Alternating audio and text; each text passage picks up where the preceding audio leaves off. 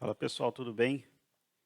Bem-vindo aí de novo, canal do Technology, tá? A gente vai começar uma série de vídeos aí falando um pouco mais sobre Kubernetes, mas focado mais para desenvolvedores.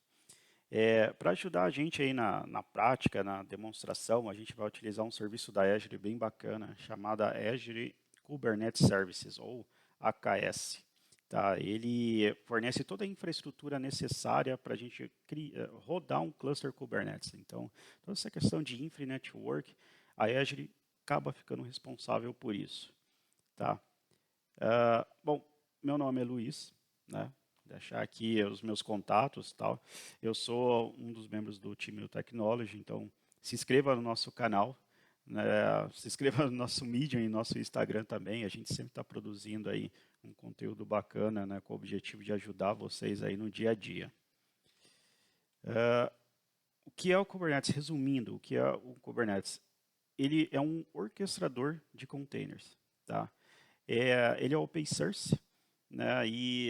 Você está se perguntando, mas o que é um orquestrador de containers? Ele é responsável por fazer o deploy automático da sua aplicação, né? Do seu container. Ele tem a responsabilidade de fazer o escalonamento dela, então num dia de tráfego, nosso website, seja muito grande ou muito pequeno, ele vai ajustar o número de containers dentro da nossa infraestrutura. E ele é responsável por gerenciar todas as nossas aplicações dentro dos nossos servidores. Então, por exemplo, ver a questão de health check, ver se a aplicação ela está saudável ou não, né? O próprio deploy, que nem eu falei, o escalonamento, né? Fazer a descoberta, os endpoints, né? Prover informações sobre storage, né? Então, ele tem uma série de funcionalidades bem bacanas aí, que facilita muito a nossa vida no dia a dia. E vamos pensar só para a gente enxergar o as is, né? Como é que seria a nossa vida sem o Kubernetes, sem qualquer orquestrador de containers, não necessariamente o Kubernetes. A gente teria o quê? A nossa aplicação em um container, né? Onde a gente poderia replicar ela e colocar um load balance com o intuito de aumentar a disponibilidade dela e o escalonamento. Então, todo o tráfego viria pelo load balance e o load balance iria distribuir esse tráfego entre esses containers. Mas e se a gente complicasse um pouco mais, né? E se a gente tivesse um problema com um dos containers, né? Então, mantendo o mesmo tráfego de dados aqui para o nosso website, né? A gente acabaria sobrecarregando, né, a nossa infraestrutura por conta disso. O que a gente teria que fazer é subir de novo esse container e, se não fosse o suficiente, criar uma nova instância desse container de forma manual. O que não seria prático, né? O que não seria viável no dia a dia, por exemplo, numa Black Friday. Jamais seria, jamais isso iria acontecer, né? Seu site provavelmente cairia antes mesmo de você iniciar o outro container. E com isso, o Kubernetes consegue ajudar a gente nessas questões. Então, com ele, o que a gente teria? A gente, como eu disse anteriormente, a gente teria o gerenciamento dos nossos containers, né? Então, o deploy, escalonamento, o health check. A gente elimina ponto único de falha, né? Porque com o escalonamento automático a gente consegue criar novas instâncias e dentro do Kubernetes ele consegue distribuir o tráfego entre essas instâncias. A gente conseguiria fazer a atualização da nossa solução sem causar indisponibilidade, né? Então a gente consegue colocar uma nova versão sem ter que derrubar a antiga, né? O Kubernetes vai gerenciar esse tráfego para a gente. Claro, ele pode fazer o scale in, o scale out dos nossos containers dentro da nossa infraestrutura, né? Aumentando aí a disponibilidade da nossa solução. Algumas features assim bem interessantes que eu digo que a gente não pode viver sem elas, tendo um orquestrador. Um Service Discovery e um Load Balance, né? Então, nossos serviços eles têm que estar disponíveis e quando eles receberem tráfego, a gente tem que ter a possibilidade de distribuir esse tráfego entre as instâncias. A gente tem que ter a capacidade de se conectar a stories diferentes, tá? Então, vocês vão ver mais nos próximos vídeos como criar diferentes tipos de storage, trabalhando com PV, PVC, storage class. A possibilidade de fazer rollout e rollback automático, tá bom? Isso é bem interessante para não causar indisponibilidade na nossa solução. A possibilidade de a gente fazer o escalonamento na horizontal, então a gente aumentar o número de instâncias conforme aumenta o tráfego dentro da nossa solução, ou ao contrário, né, diminuir conforme diminui o número de requisições. Você ter a capacidade da aplicação usar o self-healing, né, a abordagem self-healing, ou seja, se meu container crashar, ele consegue fazer um restart sozinho nele mesmo. E fazer o gerenciamento básico aí dos segredos e configurações da aplicação, né? Aplicando um dos conceitos dos 12 fatores, né? Onde a gente precisa manter as nossas configurações externas à nossa aplicação. Bom, o que seria uma arquitetura básica de um cluster Kubernetes dentro da Azure? A gente teria aqui o nosso master node, que ele, como eu disse, ele é gerenciado pela Azure. E aí a gente tem um conjunto de nodes, né? Então são no mínimo aqui, dois servidores. Um servidor aqui seria o nosso master e um ou mais servidores aqui onde estaria, que são os nossos nodes, é onde vão estar a nossa aplicação. O que a gente tem aqui no master? A gente tem um API server, que a ideia dele é fornecer uma interface onde ele expõe os objetos do Kubernetes para gerenciamento, então, seja no portal da Azure ou seja numa ferramenta de linha de comando, como o kubectl. A gente tem o banco de dados, o etcd, que mantém o estado do cluster e suas configurações, né? A gente tem o scheduler, que quando a gente cria ou deleta, ele é responsável por selecionar um node para executar essa carga de trabalho. A gente tem o controller manager, que ele supervisiona outros controllers aqui que são responsáveis por outras ações dentro do cluster, como a replicação de pods, que é um assunto que a gente vai falar mais na frente, mas vamos dizer que é a replicação de containers dentro do nosso ambiente. Tá? A gente tem o kubelet, que é o agente responsável, ele fica instalado em cada node, ele processa as solicitações de orquestração, então se a gente está escalando nosso container, se a gente está movimentando o nosso container entre os nodes, ele é o responsável por fazer isso.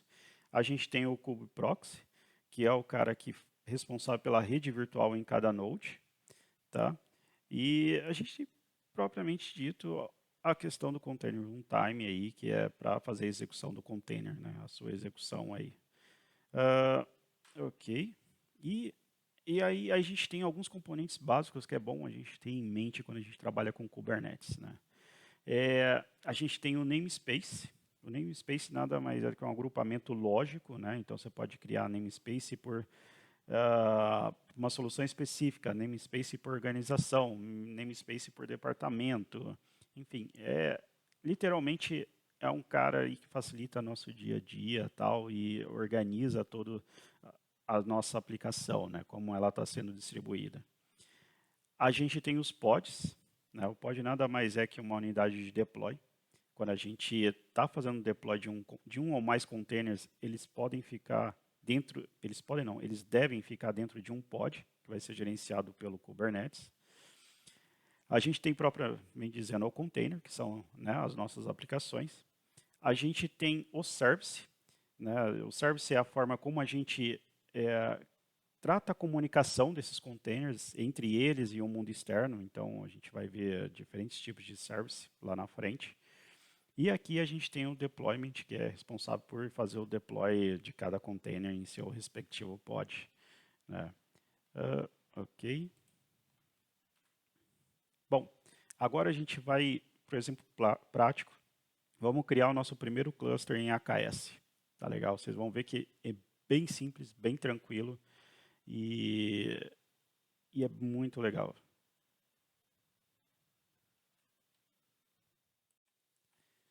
Bom, pessoal, para criar o AKS, o nosso cluster Kubernetes aqui, é muito simples, tá? Você tem que selecionar um Resource Group. Então, para quem não conhece ainda o Resource Group, é um grupo lógico onde você mantém todos os recursos da Azure que você for utilizando, tá? Se você precisar criar você pode vir aqui na busca, aqui dentro, e selecionar Resource Groups, e em seguida pedir para adicionar um novo. Tá? Aqui a gente já criou um chamado Technology, então vamos abrir ele aqui. A gente agora vai adicionar nosso AKS aqui, então a gente clica em Add, Marketplace, a gente vai digitar aqui AKS, vamos selecionar Kubernetes Service, ele vai dar alguns detalhes aí do serviço, né? A gente vai clicar em Create. Então, vamos confirmar aqui a nossa subscription, Resource Group, que é onde vai ser criado. Se você já não tiver também um Resource Group, você também pode criar a partir daqui, dessa tela, clicando em Create New. Vamos manter do jeito que está, nesse Resource Group mesmo.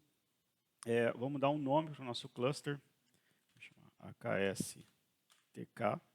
É importante seguir aqui as recomendações da Azure, tá? Seleciona a região, vamos deixar em East e West 2 mesmo, as Availability Zones, vamos deixar na zona 1, 2, 3, mas isso aqui também você pode mudar. Vamos selecionar a versão, vou deixar a default mesmo, mas você vê aí que ele tem uma lista de opções, onde você pode estar utilizando. E vamos configurar aqui o nosso Node Pool, né? Onde vai estar o nosso agent, onde vai estar a nossa controller, onde vai estar o API Server.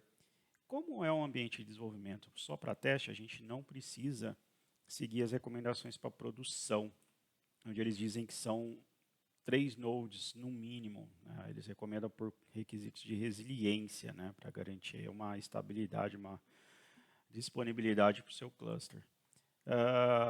Vamos então alterar o tamanho do node. Né? Pode vir aqui, Change Size. Vamos selecionar uma VM menorzinha aqui para a gente, porque é só um teste, então não precisa de muito. Tá? Clique em Select. E vamos diminuir a quantidade dos nodes. Vamos deixar um só. Vamos para o próximo passo, onde ele dá uns detalhes do Node Pools. Vamos deixar as configurações default mesmo. Tá? Próximo, Authentication.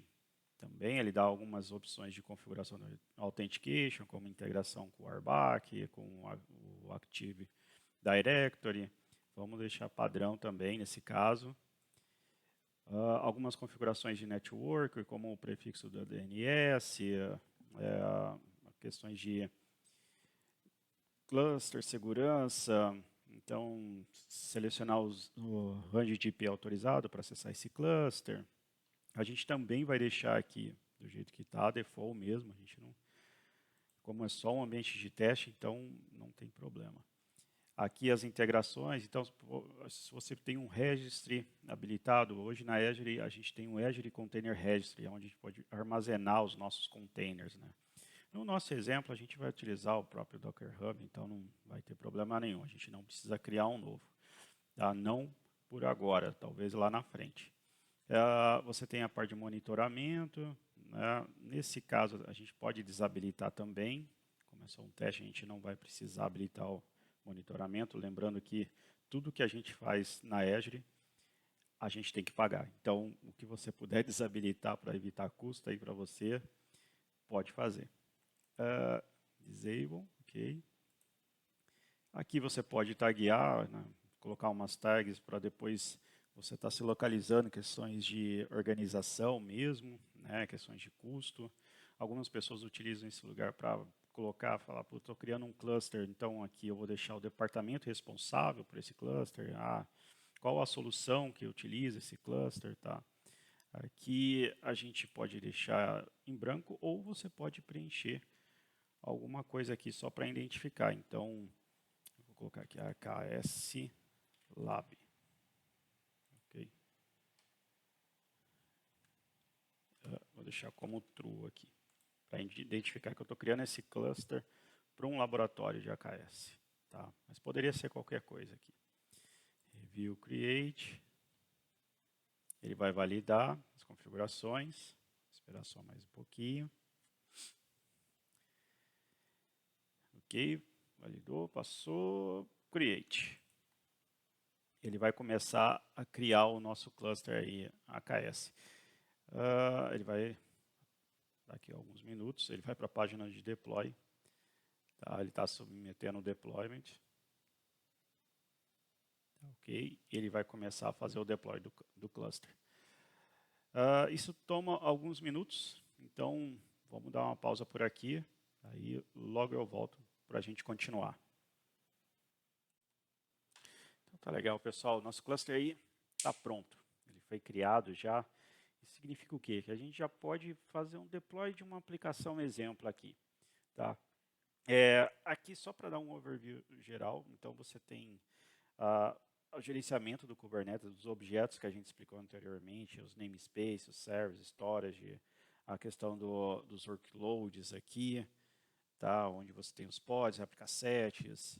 A gente tem as configurações do Node Pools aqui para escalar o nosso cluster e monitoramento e outros. A gente vai entrar em mais detalhes aí durante essa série de vídeos, tá? Para exemplificar mais, para ficar mais claro para vocês, vamos fazer o deploy de uma aplicação em container. Qual aplicação que a gente vai usar? A Microsoft ela disponibilizou recentemente um exemplo de uma aplicação, de uma votação. É como se fosse para você votar no seu animal favorito, tá? Esse exemplo está no GitHub aí, então fica à vontade, vocês podem baixar aí para poder testar no cluster de vocês, seja na Azure ou localmente, ou qualquer outro cloud provider, tá? Não tem problema. Qual que é a primeira coisa que a gente tem que fazer esse deploy, né? O que a gente precisa fazer? Conectar no cluster. Então, a gente vai voltar para a Azure, aqui. A gente vai em Connect, a gente vai copiar os comandos aqui, e aí a gente vai abrir um terminal. No caso aqui eu estou usando o Windows Terminal, tá? Então eu vou usar ele aqui para exemplificar, mas poderia ser um Bash, poderia ser um PowerShell, enfim, qualquer terminal que esteja instalado o Azure CLI, tá ok? Vou copiar aqui, vou colar, ele vai setar minha subscription, vai falar, pô, estou trabalhando nessa subscription ID, tá? Vou voltar lá de novo no portal, dessa vez eu vou copiar aqui o comando para pegar minhas credenciais. E vou voltar no terminal. Aqui. E vai puxar aqui minhas credenciais. Tá ok? E vamos testar, ver se ele conectou realmente. A gente pode executar um comando chamado kubectl getpods, para ver se a gente já tem alguma coisa. Claro que não, porque o cluster acabou de ser criado. Assim espero. Ok, não temos nada mesmo. Então, vamos agora fazer deploy da nossa aplicação. Eu já fiz um git clone aqui, então ela já está aqui, disponível para a gente. Vamos utilizar aqui o kubectl de novo. Apply, para aplicar esse YAML file. A gente vai falar mais sobre isso lá na frente. -f e o nosso YAML file aqui. Rodar, ele pegou, criou todos os objetos. Se a gente voltar lá no portal, agora, a gente vem aqui em Workloads, a gente vai ver que já tem 2 pods criados aqui e 2 services aqui prontos. Tá? E um deles está sendo exposto aqui. A gente tem um external IP, então a gente pode conectar nele. Vamos abrir aqui, vou copiar o endereço do link, vou abrir em outra janela aqui para a gente dar uma olhada. Vou voltar para cá, ele já estava aberto aqui, né? Um teste, vou chamar ele de novo. Está aqui a nossa aplicação, ela está rodando. Cats, dogs, reset. Eu sei vocês, mas eu gosto mais de cachorro, então. E reset. Então, é isso. Nossa aplicação está funcionando, nosso cluster está funcionando, está no ar. A gente conseguiu fazer o deploy da nossa aplicação, usando o terminal, usando os comandos. Nosso cluster está pronto para a gente utilizar. Tá? Então, nos próximos vídeos a gente vai se aprofundar um pouco mais, a gente vai falar um pouco mais como fazer deploy, o que são os pods, falar um pouco mais do YAML files. Tá legal? Então, é isso. para hoje é uma visão bem geral aí do que a gente estava querendo apresentar. O Kubernetes é muito extenso, tem bastante coisa. Vale a pena depois ir até o site do Kubernetes e dar uma explorada a mais aí. Bom, pessoal, então por hoje é isso. Agradeço aí vocês terem visto. Eu espero que vocês tenham gostado. Se inscreva aí no nosso canal, dá aquele like e manda o comentário aí, as dúvidas para a gente. Tá ok? Muito obrigado aí e até a próxima.